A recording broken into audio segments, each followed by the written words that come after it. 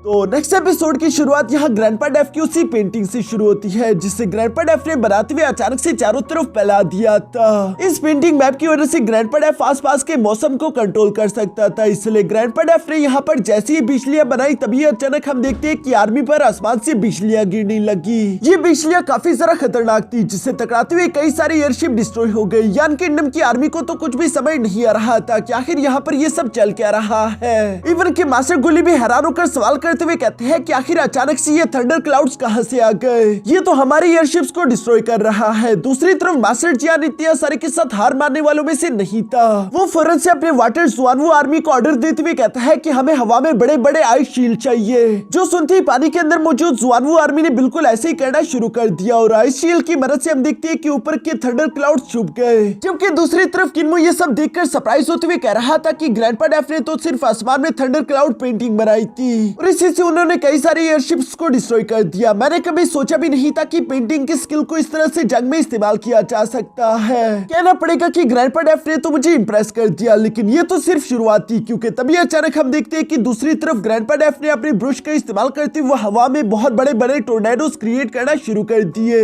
जिन giant tornadoes को देखकर तो यान किंगडम के होश ही उड़ गए थे। उन्हें बिल्कुल भी समझ नहीं आ रहा कि आखिर ये सब हो क्यों रहा है। पहले वो थंडर क्लाउड्स जिन्हें हमने आइस शील्ड का इस्तेमाल करते हुए ब्लॉक किया और अब ये टोर्नेडोज, आखिर ये सब आ कहां से रहे हैं। यहाँ मास्टर गुली तो मास्टर जियान से कह रहा था कि हम लोगों को फौरन से अपनी एयरशिप्स को पीछे की तरफ मोड़ना होगा, लेकिन मास्टर जियान जवाब देते हुए कहते हैं कि अब तक काफी ज्यादा देर हो चुकी। इन टोर्नेडोज की वजह से हमारे हजारों सोल्जर्स मारे गए, हमें बहुत सारा नुकसान झेलने को मिला और यहाँ पर बिल्कुल ऐसे ही हो रहा था। हम देखते हैं कि उन टोर्नेडोज ने आइस शील्ड को ब्रेक कर दिया, साथ ही साथ वहाँ पर मौजूद कई सारे एयरशिप डिस्ट्रॉय होने लगे। मास्टर गुली तो यहाँ पर कैसे तैसे खुद को संभालते हुए कहते हैं कि मैं समझ गया, मुझे लगा था कि डाजू कॉन्टिनेंट में सिर्फ spear god king, godly thief, heavenly blade master और पॉइजन किंग है, लेकिन ये बात पूरी तरीके से सच नहीं। उन चारों के अलावा भी यहाँ पर डाजू कॉन्टिनेंट में कई सारे पावरफुल एक्सपर्ट मौजूद हैं, जिनमें से कोई ना कोई एक ही ये सब कर रहा है। यहाँ पर ये सब सुनते हुए दूसरी तरफ मास्टर जियान ने फौरन से जनरल युआन को एक मैसेज भिजवा दिया कि तुम व्हाइट टाइगर आर्मी को लीड करो, जबकि दूसरी तरफ मैं फ्लेम फिनिक्स आर्मी को लीड करूंगा। हम दोनों मिलकर इन सारे के सारे टोर्नेडोस और साथ ही साथ थंडर क्लाउड्स को डिस्ट्रॉय कर देंगे। ये सुनकर जनरल युआन ने बिल्कुल ऐसे ही किया। वो व्हाइट टाइगर आर्मी का इस्तेमाल करते हुए वहाँ पर white tiger killing formation activate करवा देता है, जबकि दूसरी तरफ मास्टर जियान ने भी यहाँ पर फ्लेम फिनिक्स आर्मी का इस्तेमाल करते हुए यंग फायर फॉर्मेशन क्रिएट कर दी थी और यही इन्हीं दोनों फॉर्मेशंस का एक साथ इस्तेमाल करके ये लोग हवा में मौजूद थंडर क्लाउड और साथ ही साथ उन टोर्नेडोस पर हमला करते हुए इन्हें डिस्ट्रॉय करके पूरी तरीके से आसमान को साफ कर देते हैं। इसके बाद सीन शिफ्ट होकर दूसरी तरफ जियांगलोंग ड्रैगन सिटी में आ गया था, जहाँ पर जनरल किन अपने फादर और अपनी आर्मी का इंतजार कर रहा है। तभी अचानक प्रिंसेस यूसी यहाँ पर भागते भागते जनरल किन के पास आकर उन्हें बताती है कि हमें गोल्डन ईगल की मदद से आपके फादर से एक मैसेज मिला। उनके मैसेज के मुताबिक किसी डीमन ने एक स्पेल का इस्तेमाल करते हुए रास्ते में उन पर हमला कर दिया है। वो यान किंगडम की आर्मी को आगे बढ़ने नहीं दे रहे, जो सुनकर जनरल किन को लगता है कि शायद ये डीमन कल्ट के लीडर की वाइफ होगी, इसलिए वो गुस्सा होते हुए सिटी लॉर्ड से कह रहा था कि आपने तो कहा था कि मैंने सब कुछ हैंडल कर लिया है। इवन आपने ये भी कहा था कि डीमन कल्ट के लीडर की वाइफ हमारे लिए कोई भी प्रॉब्लम क्रिएट नहीं करेगी। कहीं ऐसा तो नहीं कि आप हमें बेवकूफ बना रहे थे। दूसरी तरफ सिटी लॉर्ड जो कि असल में ग्रैनी सी है, वो फौरन से ग्रेट नरिशिंग डिमोनिक स्क्रिप्चर की पावर एक्टिवेट कर देती है ताकि वो यहाँ पर जनरल किन का भरोसा जीतकर उसे ये बता सके कि मैंने ऑलरेडी डीमन कल्ट की लीडर की वाइफ को जान से मार डाला है। जनरल किन को भी सिटी लॉर्ड पर भरोसा हो चुका था। दूसरी तरफ सिटी लॉर्ड जनरल किन को बताता है कि किसी ने आपकी तरह मुझे भी धोखा देने की कोशिश करी, लेकिन ये काम जिसने भी करा हो मैं उसे जिंदा नहीं छोड़ूंगा, बल्कि मैं उसके कई सारे टुकड़े कर दूंगा ताकि मैं तुम लोगों को खुश कर सकूं। मगर जनरल किन, मैं चाहता हूँ कि जब यान किंगडम का नेशन मास्टर यहाँ पर आ जाए तो आप उसके सामने मेरी थोड़ी सी तारीफ कर दो ताकि वो मुझे इसका एक बड़ा सा इनाम दे सके। यहाँ ये सब कहने के बाद वो जनरल किन के सामने ऐसा दिखावा कर रहा था कि वो जनरल किन का साथ दे रहा है, लेकिन ये सब तो बस सिर्फ दिखावा था। ग्रैनी सी यहाँ पर जनरल किन का टाइम वेस्ट कर रही थी ताकि वो अपने साथियों के लिए ज्यादा से ज्यादा वक्त ले सके।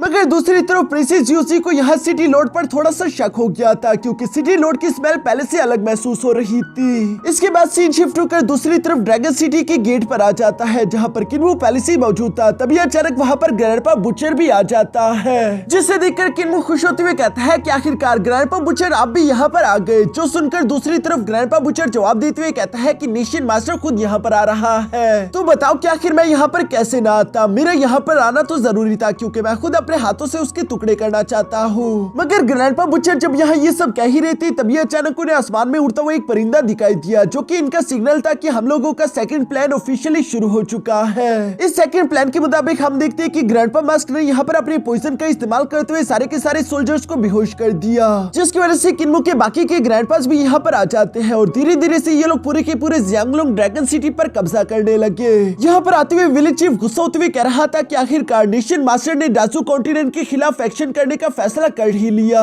अब अपनी पूरी जान लगा देना क्योंकि नेशन मास्टर मैं तुम्हें इस मकसद में कामयाब होने नहीं दूंगा। यहाँ पर हम लोगों को नेशन मास्टर की एक झलक देखने को मिली, जो कि इस वक्त अपने यान किंगडम में ही मौजूद था और वो दूर से ही गोल्डन ईगल का इस्तेमाल करते हुए अपने साथियों को मैसेज भिजवा रहा है। इस सारे के सारे हमले और एक्शन का मास्टरमाइंड असल में कोई और नहीं बल्कि नेशन मास्टर ही है। ये एक फुल स्केल इन्विजन था। विलेज चीफ को भी इस बारे में अंदाजा था कि नेशन मास्टर कितना ज्यादा खतरनाक हो सकता है, इसलिए उसने अपने ग्रैंडपा माँ और साथ ही साथ कुछ और साथियों को इसी काम पर लगा दिया था कि सिटी के अंदर मौजूद जितने भी सिटीजन है उन सब लोगों को टेंपल के अंदर इकट्ठा कर लो। विलेज चीफ की इस ऑर्डर को सुनते ही वो ग्रैंडपास बिल्कुल ऐसे ही करते हैं। वो फौरन यहाँ से चले गए। जिनके जाने के बाद हम देखते हैं कि ग्रैंडपा बुचर ने भी अपने ब्लेड इंटेंट को यहाँ स्लैश के फॉर्म में बाहर की तरफ निकालते हुए ड्रैगन पिलर्स के अंदर डाल दिया था। किन्मो तो ये देखकर हैरान होते हुए कहते हैं कि ग्रैंडपा बुचर आखिर आप ये क्या कर रहे हो, जिस पर ग्रैंडपा बुचर बताते हैं कि इस वक्त यान किंगडम की आर्मी बहुत बड़ी है। पहले तो हम उन्हें बाहर की तरफ रोकने की कोशिश करेंगे, लेकिन अगर हम उन्हें रोकने में कामयाब ना हो पाए तो हम लोगों का सेकंड प्लान शुरू हो जाएगा। और सेकंड प्लान यही है कि हम इन गोल्डन ड्रैगन पिलर्स को डिस्ट्रॉय कर देंगे,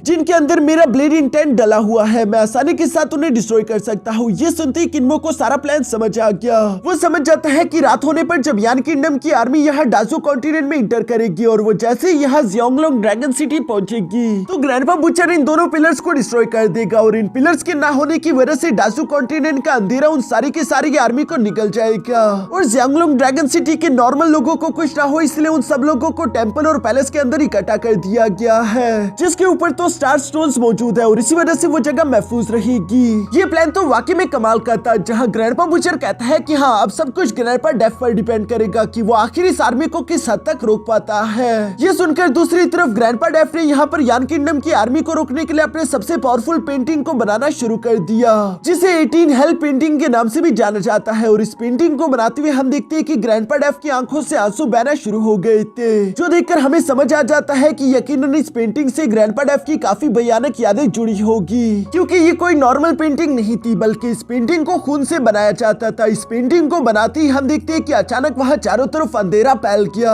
अंधेरा चारों तरफ फैलने के बाद नीचे और सामने की तरफ से नर्क का द्वार ओपन होना शुरू हो जाता है। ये नर्क का द्वार काफी जरा अजीब और भयानक था, जहाँ पर हमें कई सारे खौफनाक चीजें देखने को मिलती है। इवन की यान किंगडम की आर्मी भी इन खौफनाक नजारों को देखकर घबराने लगी। वो सबके सब डर के मारे चीख कर बोलने लगे कि आखिर ये सब क्या है, ऐसा भयानक नजारा हम लोगों ने जिंदगी में कभी नहीं देखा। नेशन मास्टर को भी उस आदमी के बारे में मालूम हो चुका था जो कि अपनी पेंटिंग टेक्निक का इस्तेमाल करते हुए मिलियंस ऑफ आर्मी को अकेले ही रोक कर रखा हुआ है, और ऐसा सिर्फ एक ही आदमी हो सकता था जिसके बारे में नेशन मास्टर ने कई अरसे पहले सुना था। साथ ही साथ वो इस 18 हेल पेंटिंग के बारे में सुनते ही फौरन इसे पहचान गए थे, क्योंकि इसके बारे में वो एक कहानी बचपन में ही सुन चुके थे।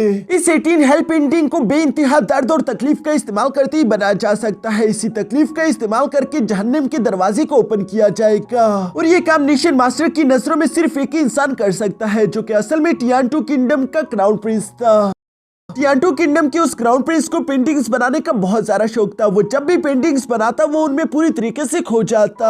वो अपने किंगडम का सबसे ज्यादा हैंडसम इंसान माना जाता था, जबकि साथ ही साथ उसके स्किल्स भी लाजवाब थे। सब लोग ही उसकी पेंटिंग्स को देखकर दंग रह जाते। अगर आसान लफ्जों में कहो तो वो एक टैलेंटेड गॉड गिफ्टेड इंसान था, लेकिन वो जब भी अपनी पेंटिंग्स बनाता वो पूरी तरीके से बहरा हो जाता। उसे कुछ भी सुनाई नहीं देता। वो अपनी पेंटिंग्स में इतना सारा मसरूफ होता कि उसके आसपास क्या चल रहा है उसे कुछ भी मालूम नहीं होता। कई दिनों तक तो वो खाना भी नहीं खाता था। इवन कि जब एक दिन रॉन्ग वुल्फ किंगडम ने टियानटू किंगडम पर हमला कर दिया था तब भी उसे इस जंग की खबर नहीं हुई। टियानटू किंगडम खुद को उस हमले से बचा नहीं पाया, लेकिन यहाँ दूसरी तरफ क्राउन प्रिंस को इस हमले की खबर तब हुई जब उसकी पेंटिंग पर खून आकर गिरा। इस खून को देखकर जब क्राउन प्रिंस होश में आया तो वो सामने की तरफ देखता है कि उसका टियानटू किंगडम तो पूरी तरीके से तबाह बर्बाद हो चुका है। उसके किंगडम का हर एक इंसान मारा जा चुका है। इवन की रॉन्ग वुल्फ किंगडम वाले इतने ज्यादा जालिम थे कि उन्होंने क्राउन प्रिंस की बीवी और उसकी बच्ची को यहाँ घोड़ों के कदमों के नीचे कुचलकर जान से मार डाला। जबकि इसके अलावा उन लोगों ने क्वीन की गर्दन को काटकर यहाँ उसके सर को सिटी गेट पर लटका दिया था, जबकि दूसरी तरफ वो एम्परर के सर को काटने के बाद उसके साथ मौज मस्ती कर रहे थे।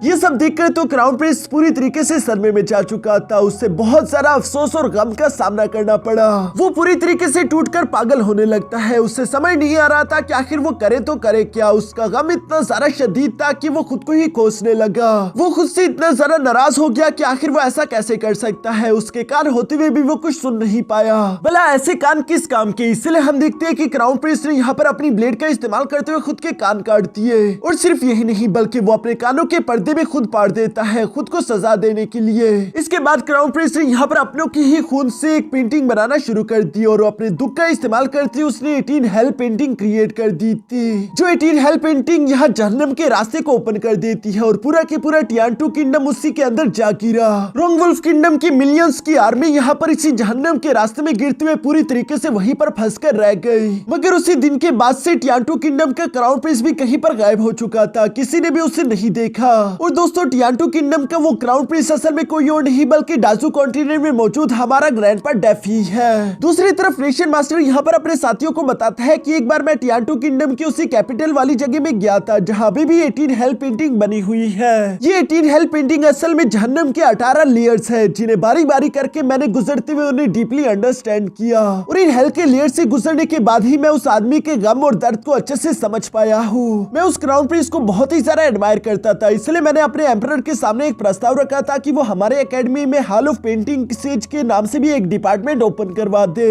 जहाँ पर इसी तरह की पेंटिंग टेक्निक सिखाई जाएगी। और मैंने ये बिल्कुल भी नहीं सोचा था कि डाजू कॉन्टिनेंट में मेरा सामना उसी पेंटिंग सेज से हो पाएगा। सबसे बड़े अफसोस की बात तो यह है कि मैं पेंटिंग सेज को अपने एकेडमी का मास्टर बनाना चाहता था, लेकिन वो तो यहाँ हमारे दुश्मन के तौर पर हमारे सामने खड़ा है। दूसरी तरफ सीन शिफ्ट होकर यहाँ ग्रैंडपा डेफ पर भी आ जाता है जिनके 18 हेल पेंटिंग को बनाते हुए आंखों से आंसू बह रहे थे। लेकिन वो भी उनके दर्द और दुख को देखकर थोड़ा सा इमोशनल हो जाता है। तभी अचानक दूसरी तरफ हम देखते हैं कि ग्रैंडपा डेफ ने चूंकि इस 18 हेल पेंटिंग को पूरी तरीके से कंप्लीट कर लिया था तो वो इसके अटैक को रेडी करना शुरू कर चुके। जहाँ हम देखते हैं कि डीमन स्कल के मुंह के अंदर से यहाँ आसमान से लावा नीचे की तरफ गिरने लगा और ये लावा जिस एयरशिप पर गिरता है वो पूरी तरीके से डिस्ट्रॉय होने लगा। मास्टर जियान और जनरल युआन ये देखकर तो पूरी तरीके से हैरान हो जाते हैं क्योंकि आज से पहले उन लोगों ने इस तरह के किसी भी खतरे का सामना कभी नहीं किया था। ये 18 हेल पेंटिंग सच में किसी जहन्नम की तरह थी जहाँ पर मौजूद सोल्जर जान से मारे जाने लगे। इवन कि इस 18 हेल पेंटिंग में कई सारे डीमंस भी मौजूद थे जो कि शैडो के फॉर्म में आगे की तरफ बढ़ते हुए सोल्जर्स पर कब्जा करके उन्हें जान से मार रहे थे। मास्टर जियान के पास यहाँ अपने सोल्जर्स को इस तरह से बेरहमी के साथ मरता हुआ देखने के सिवा कुछ भी नहीं था। सिर्फ 1 मिनट के अंदर ही हम देखते हैं कि यान किंगडम के कई मिलियन सोल्जर जान से मारे गए। मास्टर जियान जहाँ कुछ भी समझ नहीं पा रहे थे तभी अचानक उनके सामने एक गोल्डन बर्ड आ जाता है जो कि नेशन मास्टर का एक मैसेज लेकर आया हुआ था। और इस मैसेज में एक तरीका था जिसका इस्तेमाल करते हुए मास्टर जियान अपने साथियों को लेकर इस 18 हेल पेंटिंग से बाहर जा सकता है। इस मैसेज को पढ़ते ही मास्टर जियान फौरन अपने सारे के सारे कमांडर्स को ऑर्डर देते हुए कहते हैं कि चलो हमें 4 सिंबल बैटल फॉर्मेशन बनानी होगी। सिर्फ यही एक तरीका है यहाँ से बाहर निकलने का। मास्टर जियान की ये बात सुनकर वहाँ पर मौजूद सारे के सारे कमांडर्स बिल्कुल ऐसे ही करते हैं जिन्होंने अपने सोल्जर्स के साथ मिलकर यहाँ पर 4 सिंबल बैटल फॉर्मेशन बनाना शुरू कर दी। इस फॉर्मेशन में हम देखते हैं कि white tiger formation, fire phoenix formation, स्वानवुड turtle formation, azure dragon formation, ये चारों की चारों फॉर्मेशन हजारों लाखों सोल्जर्स की स्पिरिचुअल एनर्जी से बनकर अपनी सारी की सारी पावर यहाँ बीच में मौजूद मास्टर जियान की तरफ ट्रांसफर करने लगे। जिस एनर्जी को एक साथ यहाँ मास्टर जियान के पास इकट्ठा हुआ देखकर विलेज चीफ को भी समझ आ गया था कि ये प्लान जरूर मास्टर जियान का नहीं बल्कि नेशन मास्टर का ही होगा, क्योंकि इस तरह की खतरनाक सिचुएशन में ऐसा काम सिर्फ नेशन मास्टर ही सोच सकता है। यहाँ पीछे की तरफ नेशन मास्टर के प्लान के मुताबिक बिल्कुल ऐसे हुआ। हम देखते हैं कि मास्टर जियान ने वो सारी की सारी एनर्जी अपने स्वord में इकट्ठा करते हुए एक जोरदार स्लैश के साथ सामने की तरफ मौजूद डीमंस पर चल दी थी जो कि उस 18 हेल पेंटिंग को बीच में से काट देती है और सामने की तरफ रास्ता हो चुका था। यहाँ विलेज चीफ ये देखकर नेशन मास्टर की तारीफ करने लगे कि मानना पड़ेगा कि हजारों मील दूर रहकर भी नेशन मास्टर ने अपनी आर्मी को इस मुश्किल से निकाल दिया। जो सुनकर तो ग्रैंडपा बुचर भी हंसना शुरू हो गए और वो खुश होते हुए कह रहे थे क्या मजा आएगा, मुझसे तो इंतजार नहीं हो रहा। मैं दुनिया के सबसे ज्यादा बेहतरीन 2 स्ट्रॉन्गेस्ट सोर्ड्समैन को आपस में फाइट करता हुआ देखना चाहता हूँ, जिनमें से एक तो विलेज चीफ थे और दूसरा था नेशन मास्टर। ये दोनों ही दुनिया के सबसे ज्यादा स्ट्रॉन्गेस्ट स्वॉर्ड मास्टर कहलाए जाते हैं। जो सुनकर तो किन्मो भी इन दोनों की फाइट को इमेजिन करने लगा और यहाँ पर इन दोनों की फाइट्स को इमेजिन करते हुए किन्मो कहता है कि अगर इन दोनों का आपस में टकराव हो गया तो मैं यकीन के साथ कह सकता हूँ कि इस लड़ाई की वजह से पूरी की पूरी धरती कांप जाएगी। यहाँ चूंकि अब ग्रैंडपा डेफ की 18 हेल्प टीम को काट दिया गया था तो विलेज चीफ उसे आवाज देते हुए कहते हैं कि मास्टर डेफ तुमने अपना काम कर दिया, अब बाकी की जंग इसी जियोंगलोंग ड्रैगन सिटी में होगी, जो जंग काफी ज्यादा भयानक मंजर लेने वाली है। इसके बाद सीन शिफ्ट होकर दूसरी तरफ यहाँ नेशन मास्टर पर भी आ जाता है, जिनके पास मास्टर गुली आ चुका था और वो उन्हें गुड न्यूज देते हुए बताता है कि हमारी आर्मी उस मुश्किल से निकल चुकी है। ये सब कुछ नेशन मास्टर आपकी समझदारी की वजह से हो पाया, अगर आपने वो डायग्राम्स वहाँ पर ना भिजवाए होते तो शायद हम कभी भी उस मुश्किल से ना निकल पाते।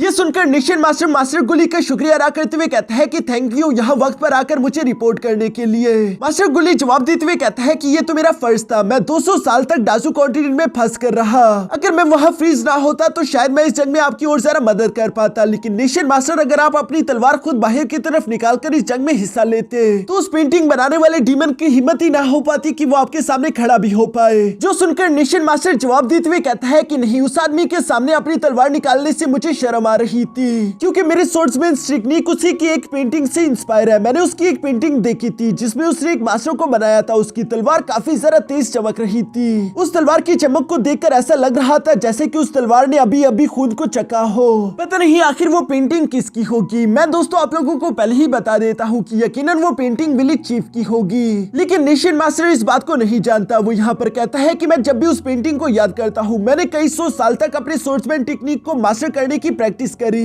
लेकिन मैं अभी भी उस लेवल तक नहीं पहुंच पाया, बल्कि मैं हमेशा यही सोचता रहता हूँ कि क्या मेरी स्वॉर्ड्समैन स्किल उस पेंटिंग में मौजूद आदमी के लेवल तक पहुंच भी पाएगी या नहीं। यहाँ नेशन मास्टर की ये सारी बातें सुनकर मास्टर गुली उनसे सवाल करते हुए कहता है कि क्या आप जानते हैं कि वो पेंटिंग आखिर किसकी होगी, कहीं ऐसा तो नहीं कि वो पेंटिंग वाला स्वॉर्ड मास्टर भी डाजू कॉन्टिनेंट में मौजूद होगा। जो सुनकर नेशन मास्टर जवाब देते हुए कहता है कि अगर तुम्हारी बात सच है फिर तो एक न एक दिन उस स्वॉर्ड मास्टर और मुझे एक दूसरे के आमने सामने आना होगा, इसके अलावा हमारे पास दूसरा कोई रास्ता नहीं, क्योंकि नेशन मास्टर किसी भी हाल में डाजू कॉन्टिनेंट पर कब्जा करना चाहता था और इसलिए उसने अपनी सारी की सारी आर्मी डाजू कॉन्टिनेंट की तरफ रवाना कर दी है। वो किसी भी हाल में पीछे की तरफ पलटने वाला नहीं था। इसके बाद सीन शिफ्ट होकर दूसरी तरफ जनरल किन पर आ गया, जो कि गोल्डन ईगल का इस्तेमाल करते हुए अपने फादर और साथ ही साथ नेशन मास्टर को मैसेजेस भिजवा रहा था ताकि वो उन्हें जंग के मैदान के बारे में पहले से ही आगाह कर सके। साथ ही साथ वो यहाँ पर सिटी लॉर्ड से सवाल करते हुए कहता है कि सिटी लॉर्ड, आपने कहा था कि जिस भी डीमन ने मेरी आर्मी के खिलाफ वो पेंटिंग्स और स्पेल का इस्तेमाल किया था आप उसे पकड़कर सजा दोगे, तो बताओ कि आखिर वो डीमन कहाँ पर है। जो सुनकर सिटी लॉर्ड यहाँ जनरल किन से माफी मांगते हुए कहता है कि ऑलरेडी मैंने अपने सोल्जर्स को इसकी इन्वेस्टिगेशन करने के लिए काम पर लगा दिया है, जैसे ही मुझे उस डीमन के बारे में कुछ भी मालूम होगा मैं फौरन से उसे पकड़कर आपके सामने हाजिर कर दूंगा। जो सुनकर जनरल किन जवाब देते हुए कहता है कि अच्छा ठीक है। साथ ही साथ वो उसे बताता है कि मेरे नेशन मास्टर ने 300,000 की एक सीक्रेट आर्मी दोबारा से यहाँ की तरफ रवाना कर दी, जो कि मरे हुए और जख्मी सोल्जर्स की जगह लेगी। आज की रात तक हो सकता है कि जियोंगलोंग ड्रैगन सिटी में हमारी आर्मी पहुंच जाए।